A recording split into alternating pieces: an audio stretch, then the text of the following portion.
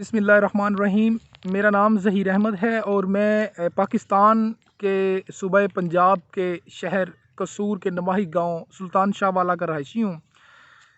मैं by profession एक किसान हूँ। तो आज जो स्पेसिफ़िकली बात मैं करना चाह रहा हूँ वो हमारी एग्रीकल्चर फार्मिंग से रिलेटेड है। तो ये वीडियो एंड तक देखिएगा, इंशाल्लाह ताला हमारे फार्मर हज़रात का फ़ायदा होगा। बेसिकली जब जब भी हम एग्रीकल्चर के ऊपर देखते हैं तो हमें जो सबसे पहला जो सबसे मेन जो हमारे अंदर एक खौफ की फ़ज़ा है, जो एक खौफ है वो हमारा नुकसान का खौफ होता है। वो खौफ हमें फाइनेंशियली क्राइसिस के अंदर जो एग्रीकल्चर इस वक्त जा रहा है, वो भले ही कोई गवर्नमेंट की पॉलिसीज़ हैं, जो हमारी इंपोर्ट एक्सपोर्ट पे पाबंदियाँ हैं, जो बहुत सारे मसाइल हैं, वहाँ पे जो एक हमारा मेन मसला जो मेजर मसला है ना, वो हमारा ख़ुद का है कि हम खुद उस क्रॉप के वाले से प्रॉपर इन्फॉर्मेशन नहीं रखते।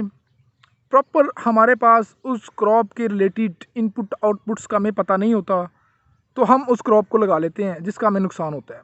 और हम ये कह देते हैं कि जी हमारा एग्रीकल्चर जो है वो एक अच्छा प्रॉफिटेबल बिजनेस नहीं है, इसमें होता ही नुकसान है, जबकि वो नुकसान हमारी अपनी कोताही की वजह से हुआ होता है। आज मैं कोशिश करूँगा कि ब्रीफली बात करूँ। तो बात करेंगे हम आज इंशाल्लाह ताला पपीते की क्रॉपिंग के हवाले से। पपीते की जो क्रॉप है वो बेसिकली मेजर जो क्रॉप थी वो सिंध की थी। कुछ अरसा पहले सिंध के जो काश्तकार हैं वो पपीते को लगाते थे। तो उसके बाद ये 6 से 7 साल हो गए हैं, ये पंजाब में लगना शुरू हुई। आहिस्ता आहिस्ता इसके ट्रायल्स हुए मुख्तलफ। तो अब जाके काफ़ी लोग अवेयर हैं इसके बारे में, लोग इसको लगाना चाहते हैं, लेकिन प्रॉपर इन्फॉर्मेशन ना होने की वजह से हम नुकसान उठाते हैं। उसका जो रिज़ल्ट निकलता है वो ये होता है कि हम ये कह देते हैं कि ये क्रॉप ही नहीं लगानी चाहिए, ये हमारी एरिया की क्रॉप ही नहीं है, इससे नुकसान होता है। और आज ले दे के बाद जो पहुंच जाती है वो हमारी एग्रीकल्चर के ऊपर कि हमारी एग्रीकल्चर है ही नुकसान, जबकि ऐसा नहीं है। मैं आज कैटेगोरिकली ये साबित करूंगा कि पपीता एक इंतहाई प्रॉफिटेबल क्रॉप है, इसको लगाना चाहिए और ज़रूर लगाना चाहिए। आप काइंडली मेरी वीडियो को सब्सक्राइब कीजिएगा, शेयर कीजिएगा, लाइक कीजिएगा, हमारे साथ रहिएगा। हम लिस्ट बना के इसको समझने की कोशिश करेंगे, ताकि जो भी न्यू कमर्स हमारे हैं, जो नए लोग पपीता लगाना चाहते हैं, उनको कोई मसला मसाइल ना हो। जो मसले मसाइल, जो प्रॉब्लम्स हमने फेस की आज से 2 से 3 साल पहले, मैं चाहता हूं कि मैं अपना वो एक्सपीरियंस शेयर करूं और फैक्ट्स के साथ शेयर करूं और स्टेप बाय स्टेप शेयर करूं। आप प्लीज़ हमारे साथ रहिएगा, इस वीडियो के एंड तक देखिएगा। जो पपीते की क्रॉप है, जब भी हमने पपीते की फसल लगाना है तो हमें जिन चीज़ों का ख्याल रखना चाहिए वो मैं मुकम्मल डिटेल में डे फर्स्ट से लेके एंड तक, सीड की परचेज से लेके मार्केट के सेल होने तक मैं सारा डाटा यहाँ प्रोवाइड करूँगा। जिस मेरे भाई को इस डाटे में कोई करेक्शन करनी हुई, मैं उसमें करेक्शन करने के लिए तैयार हूँ।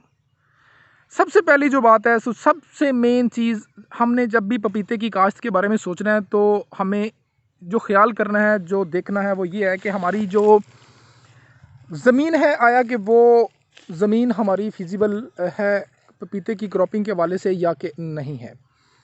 मतलब कि हमारी ज़मीन, हर वो ज़मीन जो कि अच्छा परफॉर्म कर रही है, जो कि अच्छा आउटपुट दे रही है एक रवायती फसल में, वो हमारी ज़मीन पपीते की फार्मिंग के लिए सूटेबल है। सेकंड नंबर पे जो मेन चीज़ है वो ये होती है कि हमारी जो सेकंड स्टेप होता है ना, वो ये होता है कि हमारी ज़मीन पपीते की, जहाँ पे हमने पपीता लगाना है, वो ज़मीन हमारी की सतह दूसरी साइडों वाली ज़मीन से उसका लेवल ऊंचा होना चाहिए। उसकी वजह ये है कि जब भी बरसात के मौसम में बारिशें ज़्यादा होती हैं तो पपीते की क्रॉप से हमें पानी निकालना होता है। और अगर हम ज़मीन की सिलेक्शन गलत कर लेंगे, उस ज़मीन में पपीता लगा देंगे जहाँ पे दूसरा ज़मीनों का पानी भी आ जाता है, तो हमें नुकसान हो सकता है, क्योंकि पपीता एक ऐसी क्रॉप है जो कि पानी ज़्यादा रिक्वायर्ड नहीं करती और ख़राब होने के चांसेस बहुत ज़्यादा है।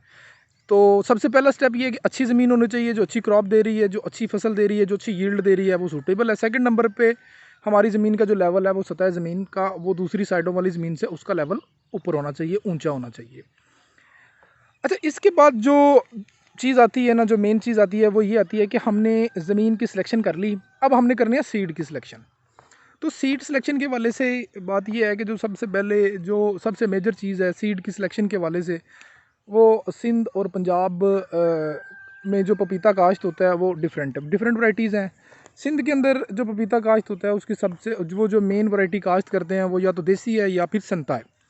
जबकि पंजाब के अंदर जो हमारा पपीता काश्त होता है वो रेड लेडी वैरायटी है। रेड लेडी हमारा पंजाब का एक आजमाया हुआ पपीता है। वो जहाँ पे बेशुमार वैरायटियों के ट्रायल्स हुए, लेकिन सबसे अच्छा ट्रायल जो सबसे अच्छी परफॉर्मेंस है वो हमारी रेड लेडी की है। और रेड लेडी का जो सीड है उसकी वो अग्रिको पाक कंपनी वाले उसको परचेज़ करते हैं, वो उनके इंपोर्टर्स हैं। तो मैं बिला मुबालगा उनका नाम लेता हूँ। आप लोग डायरेक्ट उनसे परचेज़ कीजिए, किसी थर्ड पार्टी से ना लीजिए। आप उनका हेड ऑफिस गुजरांवाले में है, आप गुजरांवाला जाइए, रेड लेडी का सीड वहाँ से डायरेक्ट जाके उनके हेड ऑफिस से परचेज़ कीजिए और एक वारंटी के साथ। अच्छा, ज़मीन की सिलेक्शन होगी हमारी, उसके बाद हमारी सीड की सिलेक्शन होगी कि हम पंजाब में हैं तो पंजाब में हमने रेड लेडी लगाना है। और रेड लेडी सीड अवेलेबल है अग्रिको पाक कंपनी गुजरांवाला में। जी, हमारी ज़मीन की सिलेक्शन भी हो गई और साथ में हमने सीड की सिलेक्शन भी कर ली कि हम पंजाब के अंदर हैं तो हमें कौन सा सीड लगाना है। रेड लेडी लगाना है, नो डाउट। और वो रेड लेडी मिलते हैं अग्रिको पाक वालों से। अच्छा, जो इसके बाद का जो स्टेप है ना वो ये होता है कि हमारी टाइमिंग क्या है। अभी बहुत सारे हमारे जो दोस्त हैं ना वो टाइमिंग के ऊपर कंफ्यूज हो जाते हैं आके। तो दो तरह की टाइमिंग्स पंजाब के अंदर चलती हैं इसकी। पहली वो टाइमिंग होती है कि जिसके ऊपर 15 नवंबर को हम सीड लगाते हैं, नर्सरी तैयार करते हैं पपीते की।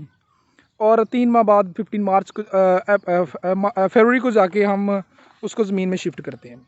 एंड फरवरी, स्टार्ट मार्च या 15 फरवरी, मौसम की नौयत को देखते हुए। 15 नवंबर को सीड लगाएंगे तो उसकी नर्सरी तैयार होगी 3 माह में। और वो सर्दी का जो एक टन्योर है उसमें हम उसको कवर अप करेंगे।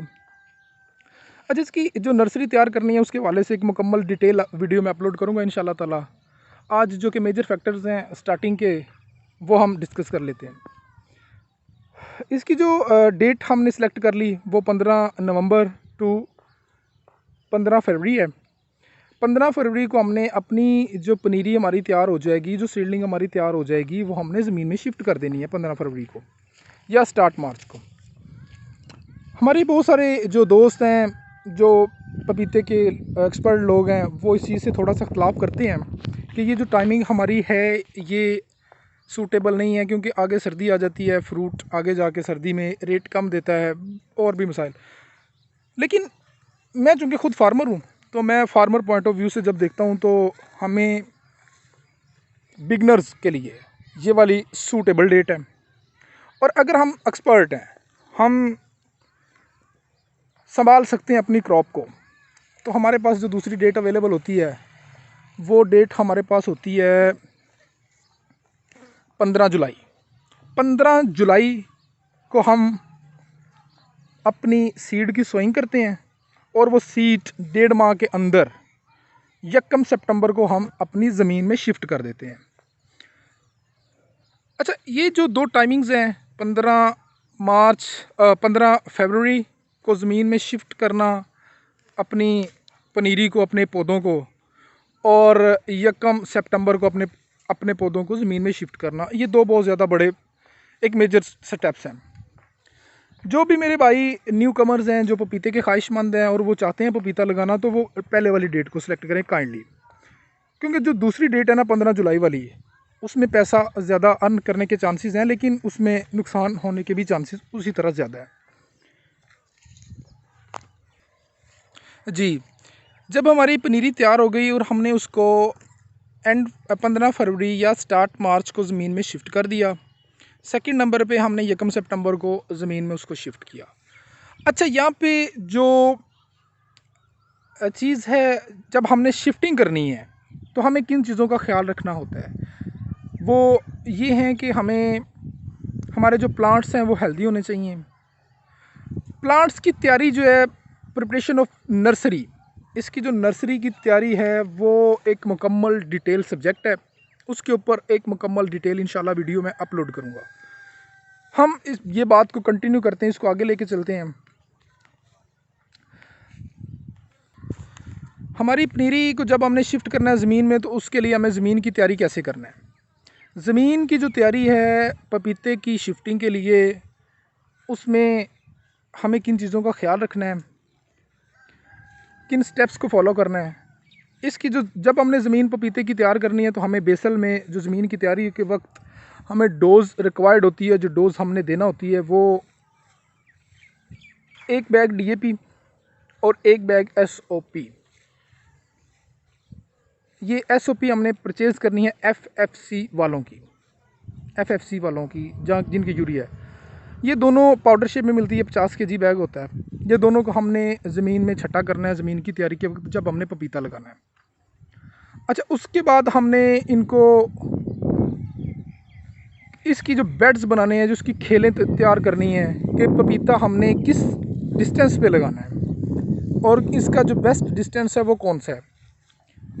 पपीते की जो बेड तैयार करना है, जो खेल तैयार करनी है वो समथिंग इस तरह से होती है कि जो मेरे भाई मेज़ क्रॉप लगाते हैं, मक्की लगाते हैं या कपास लगाते हैं, सेम वही मशीन यूज़ होती है, बेड शेपर यूज़ होती है। और इसका जो बेड का साइज़ है वो भी आलमोस्ट वही होता है। मैं उसकी भी एक क्लिप शेयर करूँगा इंशाल्लाह। लाओ बूटा लाओ, हाँ जी, पौधा लगाओ।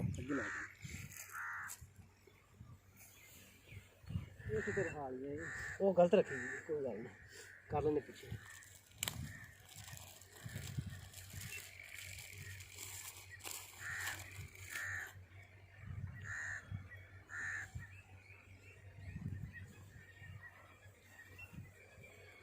चाचा हाँ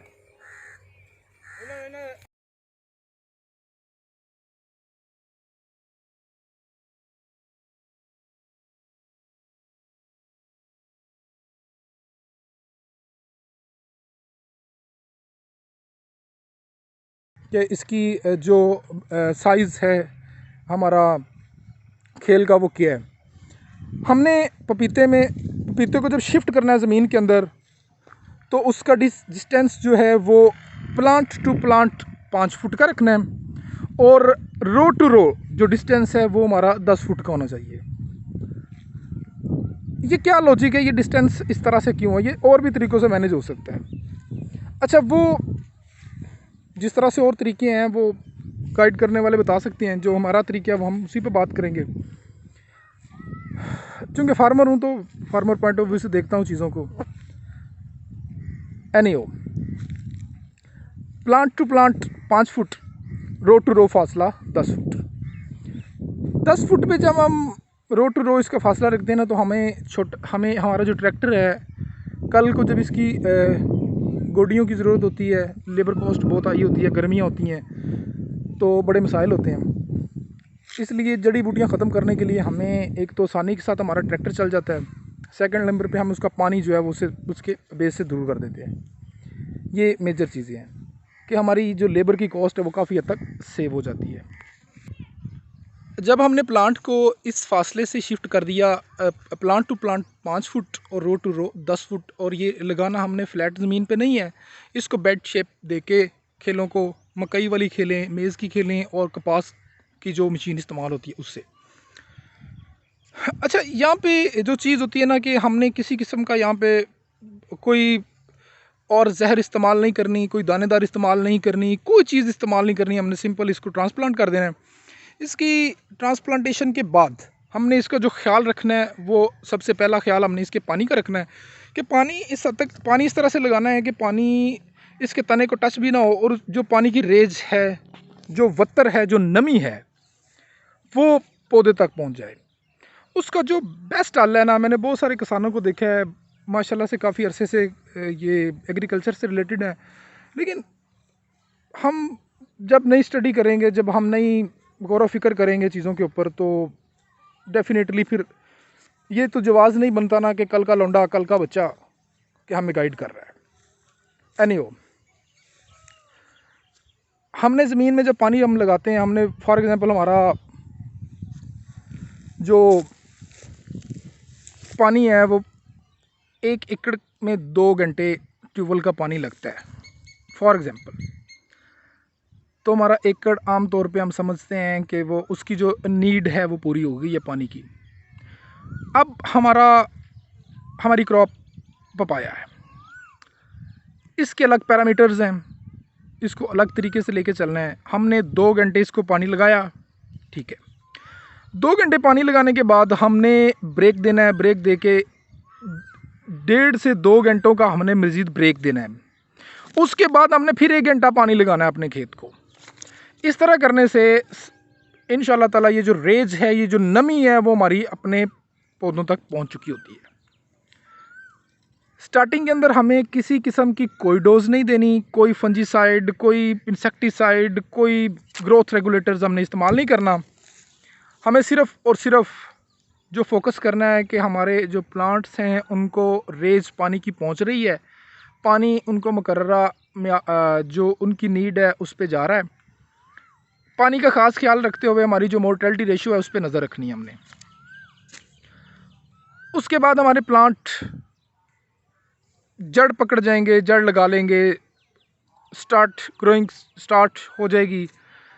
तो जो ख़ास ख्याल है वो ये है कि उस वक्त एक बीमारी लगती है हमारे प्लांट को। अगर नमी ज़्यादा हो जाए किसी वजह से या बारिशें ज़्यादा आ जाएं तो हमारे प्लांट को एक डिज़ीज़ अटैक करती है जिसको हम जड़ का गलाव कहते हैं। जो जड़ का गलाव है वो ये होता है, पिक्चर में शो हो रहा होगा कि जड़ का गलाव क्या होता है। जड़ के गलाव के ऊपर हमने ख़ास नज़र रखनी है। स्टार्टिंग के जो 15 से 20 दिन, 1 माह होता है, स्टार्टिंग का जो पहला महीना है ना, वो ट्रांसप्लांटेशन के बाद का, वो बहुत अहम होता है कि हमारी जो मोर्टेलिटी रेशो है ना प्लांट्स की, वो कम से कम होनी चाहिए।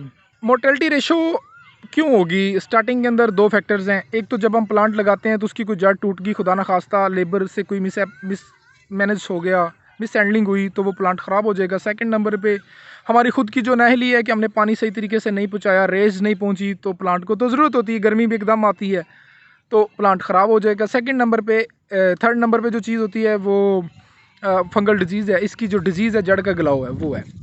अच्छा, ये जो जड़ का गलाव है इसकी जो रेमेडी है वो ये होती है कि जड़ का गलाव अगर तने के साथ हमारा तना थोड़ा सा ब्लैक कलर का होके ख़राब होना शुरू हो गया है तो इट्स मीन कि हमारे पौधे ऊपर से सूखना शुरू हो जाएंगे, येलो शेप होगी पहले, फिर नीचे गिर जाएंगे, वो जड़ तना ख़राब हो चुका होगा जब हम उसको निकाल के देखेंगे। आसान साल है इसका कि टॉप्सन एम अरिस्टा कंपनी की हमने बाई करनी है। उसके बाद बायर कंपनी की इलियट बाई करनी है। इलियट और टॉप्सन एम दोनों पाउडर शेप में मिलती हैं। दोनों को बाई करने के बाद 3-3 हिस्से बना लेने हैं।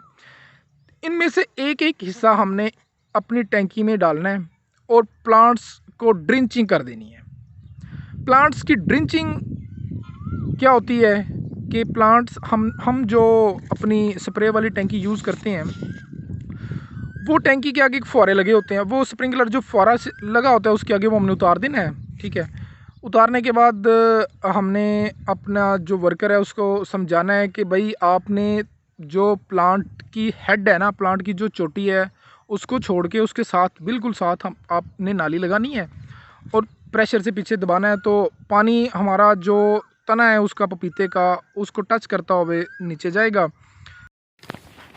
जी, जब हमने प्लांट को ज़मीन में शिफ्ट कर देना है और उसके बाद पानी लगा देना है। पानी लगाने के बाद हमें प्रॉपर इसके ऊपर एक नज़र रखनी है अपने प्लांट्स के ऊपर। जो चीज़ जो अटैक करती है सबसे पहली वो इसका फंगल डिजीज़ होता है। हमारे प्लांट को फंगस लगती है, यहाँ से ये तना यहाँ से ब्लैक होना शुरू हो जाएगा। ब्लैक होके इसका गलाव आएगा और ये पौधा ख़राब हो जाएगा। हमने इसके ऊपर एक मुकम्मल नज़र रखनी है, अपनी फील्ड का विज़िट करना है और इस पे फोकस करना है कि आया कि कोई प्लांट इस तरह से हो तो नहीं रहा, और अगर खुदा ना खास्ता कोई प्लांट इस तरह से है तो हम उसकी रेमेडी बताएंगे। वो ये है कि हमने एक प्रोडक्ट है टॉप्सन एम अरिस्टा कंपनी की, वो बाई करनी है और उसके साथ हमने इलियट प्रोडक्ट है बायर कंपनी का, वो हमने परचेज़ करना है। ये दोनों प्रोडक्ट को परचेज़ करने के बाद इनके छोटे स्मॉल पैक लेने हैं, उनको हमने 3 हिस्सों पे डिवाइड करना है और एक हिस्सा दोनों पैकेट का निकाल के हमने टैंकी में डाल के इसको ड्रिंच कर देना है। आई मीन कि ड्रिंचिंग जो है वो हमने कैसे करनी है, हमने फुवारा जो है टैंकी का वो उतार देना है और टैंकी का फुवारा उतारने के बाद हमने टैंकी की जो नाली है वो यहाँ पर लगानी है और पानी यहाँ से टच होकर सीधा नीचे जाए ज़मीन में, पौधे के साथ ज़मीन में जाए और नीचे ये उसका पूरा एक राउंड बन जाएगा। फंगल डिजीज़ को वो बहुत बैक्टीरियल फंगल सब कुछ को वो कवर अप करेगा इंशाल्लाह ताला। ये भाई डिजीज का तो वो एक मुकम्मल तय बना लेगा गलाव की। ये एक बहुत अच्छी बैक्टीरियल दवा है, फंजीसाइड है। ये हमें इसका जो इस्तेमाल है वो स्टार्टिंग में करना पड़ता है या जाके हमें बरसात में करना पड़ता है। फिर भी बीच में हमें अपनी नज़र रखनी होती है कि किसी वजह से जड़ के गलाव ना आ रहा हो, हमारे प्लांट्स को जड़ का गलाव ना आ रहा हो। तो जब भी जड़ का गलाव होएगा, यही तरीका है, इंशाल्लाह ताला उससे हमारे प्लांट्स हेल्दी हो जाएंगे और रुक जाएंगे और मज़ीद आगे कोई मसला नहीं होगा।